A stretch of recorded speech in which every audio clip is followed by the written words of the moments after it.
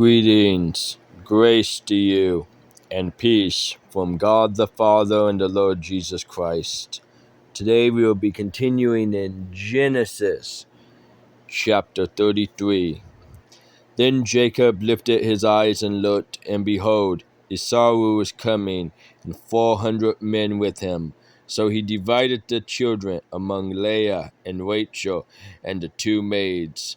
He put the maids and their children in front, and Leah and her children next, and Rachel and Joseph last. But he himself passed on ahead of them and bowed down to the ground 7 times until he came near to his brother. Then Esau ran to meet him and embraced him and fell on his neck and kissed him, and they wept. He lifted his eyes and saw the women and the children and said, "Who are these with you?" So he said, "The children whom God has graciously given your servant." Then the maids came near with their children, and they bowed down. Leah likewise came near with her children, and they bowed down. And afterward Joseph came near with Rachel, and they bowed down. And he said, "What do you mean by all this company which I have met?" And he said, "To find favor in the sight of my Lord." But Esau said, "I have plenty, my brother. Let what you have be your own." Jacob said, "No, please. If now I have found favor in your sight, then take my present from my hand, and for I see your face as one sees the face of God, and you have received me favorably.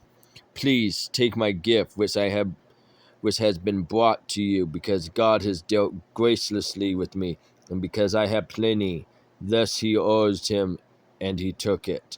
Then Esau said, "Let us take our journey and go, and I will go before you." But he said to him, "My Lord knows that the children are frail, and that the flocks and herds which are nursing are a care to me.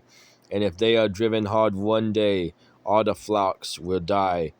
Please let my Lord pass on before his servant, and I will proceed at my leisure, according to the pace of the cattle that are before me, and according to the pace of the children, until I come to my Lord at Seir."